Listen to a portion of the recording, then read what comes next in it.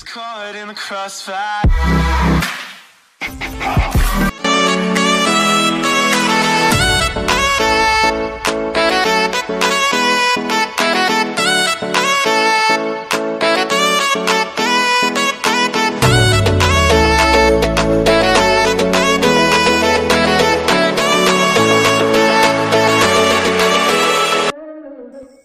Oke, selamat akhir pekan teman-teman semua, sahabat planter di mana Anda berada. Selamat berakhir pekan, selamat berbahagia gitu. Ojo lali ngopi ya. Oke, jadi hari ini kita akan membahas video kedua ya. Kalau kemarin kita sudah membahas terkait tentang kastrasi gitu. Jadi hari ini kita akan menguak mengapa kita perlu kastrasi gitu. Jadi emang kastrasi itu sangat penting sekali buat teman-teman semuanya gitu. Hasil ending dari kastrasi itu adalah BCR yang tinggi gitu. Ini harapan kita adalah kita berharap dari adanya kastrasi ini nanti BCR-nya di atas lebih dari 4 kilo ya. Nah, jadi kalau nggak kita kastrasi udah pasti dia BCR-nya di bawah 3 kilo itu. Ya, udah pasti hasil dari akhir dari kastrasi ini BCR yang tinggi. Nah, hari ini akan kita bahas seluk-beluknya mengapa kita harus kita kastrasi ya. Jadi pada dasarnya teman-teman semuanya gitu, tanaman hasil utama dari tanaman adalah fotosintesis ya. Fotosintesis dia menghasilkan asimilat. Asimilat ini berupa unsur hara ya. Unsur hara ini akan dibagi menjadi dua, untuk pertumbuhan vegetatif dan pertumbuhan generatif ya. Jadi masing-masing ada porsinya. Porsi dari pertumbuhan vegetatif dia membutuhkan sekitar 45% untuk pertumbuhan vegetatifnya, lebihnya 55% untuk pertumbuhan generatifnya ya.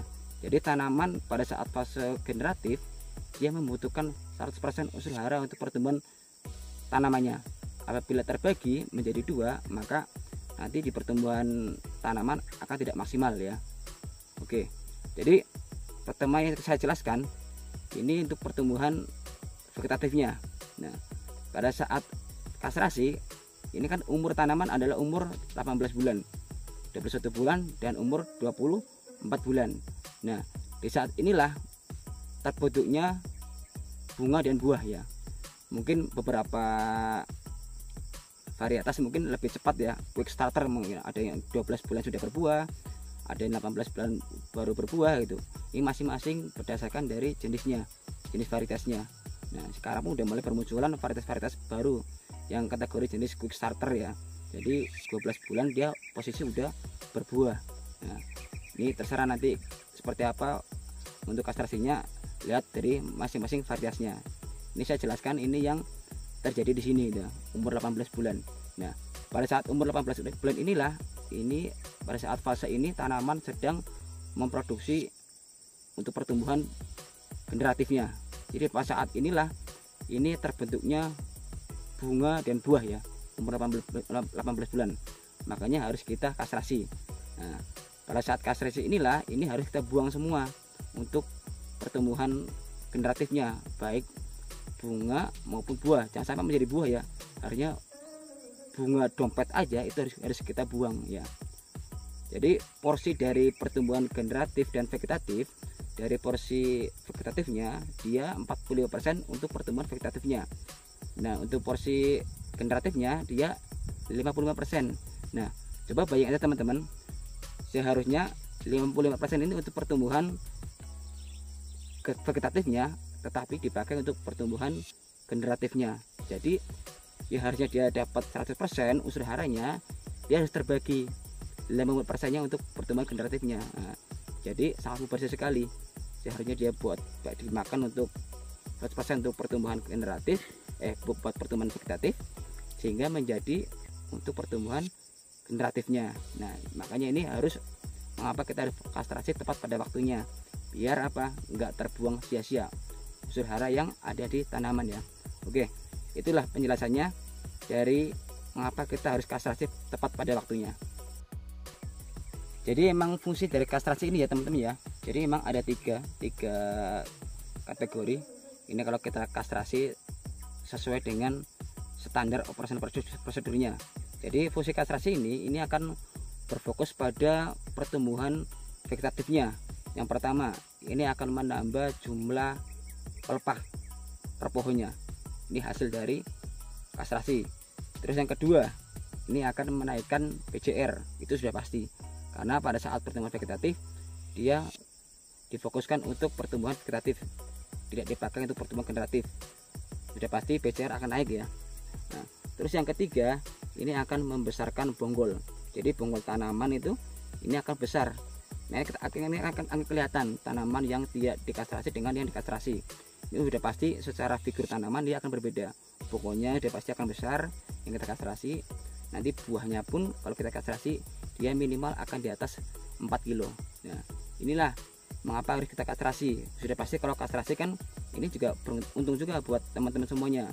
Secara PJR nanti juga naik, tonase juga tinggi. Nah, secara tanaman juga figurnya bagus, akan besar-besar bonggolnya. Nah, sudah pasti pada saat pembentukan buah ini akan lebih maksimal ya, karena semakin pelepahnya terpenuhi, maka nanti untuk pembentukan proses pembentukan buahnya akan maksimal.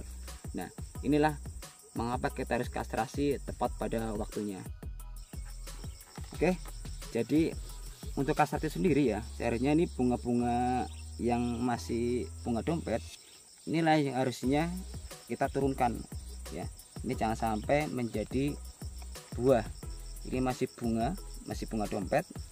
Ini pada fase inilah harusnya teman-teman keluarkan semua, teman-teman buang semua. Karena untuk fase ini aja ini sudah banyak unsur hara yang terbuang untuk pembentukan bunga dompetnya. Apalagi sampai membentuk seperti ini ya. Udah buah, udah umur sekitar 4 bulanan ya. Nah, ini sudah berapa persen sendiri yang terbentuk, yang udah terbuang unsur haranya ya. Ya, kenapa harus tepat pada waktunya? Yaitu ini kalau posisi telat, nggak tepat pada waktunya, jadi kondisinya buahnya udah terbentuk 4 bulan. Nah, ini sudah berapa persen unsur hara yang terbuang secara percuma-cuma, dan akhirnya ini kita buang, ya kita gunakan, akhirnya banyak unsur hara yang mubazir ya. Jadi pada intinya kita jangan sampai ngejar cepat panen tapi dengan PJR yang kecil ya. Tunggu dulu waktunya, saatnya dia panen, nanti juga akan panen dengan PJR yang maksimal. Nah, makanya kenapa harus kita kastrasi itu untuk mendapatkan PJR yang maksimal ya. Kita harapannya di atas 4 kilo untuk nanti tanaman bisa menghasilkan ya. Nah, kalau seperti ini kan udah mubazir, terus kita buang, terus unsur haranya banyak yang terbuang percuma ya. Oke, jadi ini emang blok yang kategorinya ini kemarin telat kastrasinya ya. Ini kalau blok yang telat kastrasinya aja PJR-nya lumayan, apalagi kalau yang tepat pada waktunya. Oke, kita akan lihat seperti apa nanti PJR kalau posisi dia telat ya, telat kastrasinya. Kita lihat dulu, kita timbang dulu, kita panen, kita timbang PJR-nya berapa. Oke, ini posisi yang telat kastrasi ya. Ini beratnya 4 kilo ya. Ini yang kita lambat kastrasi aja beratnya 4 kilo. Apalagi kalau posisinya tepat pada waktunya, ini sudah pasti akan lebih dari 4 kilo ya. Jadi harapan kita emang untuk sekarang kita PJR itu kalau bisa itu di atas 4 kilo ya untuk panen pertama kali itu. Harapannya seperti itu. Semakin tinggi PJR juga akan mempengaruhi tonase yang kalian dapat. Nah, oke, nanti kita lihat posisi yang tepat waktunya kastrasinya. Nanti lihat kita PJR ya seperti apa kondisinya. Oke, ini adalah bukti nyata dari kastrasi ya, bahwa kastrasi itu memang benar-benar berfokus pada pertumbuhan vegetatifnya. Sekarang kita lihat secara figur tanaman, ini udah pasti secara cuma pelepas juga vertikal segala macamnya bagus ya. Nah, itu juga dengan bonggolnya dia besar ya, dan PJR-nya pun udah pasti ini akan lebih dari 4 kilo. Coba lihatkan di sini. Nah, ini udah pasti ini dengan PJR segini ini udah sampai di atas 6 kilo ini. Nah, inilah harapan dari kita kastrasi agar figur tanamannya seperti ini nih hasilnya. Nah, jadi emang kastrasi itu tidak berbohong ya, hasilnya nyata. Makanya jangan telat kastrasi ataupun jangan sampai enggak dikastrasi. Nah, kalau mau hasilnya seperti ini ya harus kastrasi ya. Ini hasil dari kastrasi nih, yang tepat pada waktunya dan secara maksimal kastrasinya.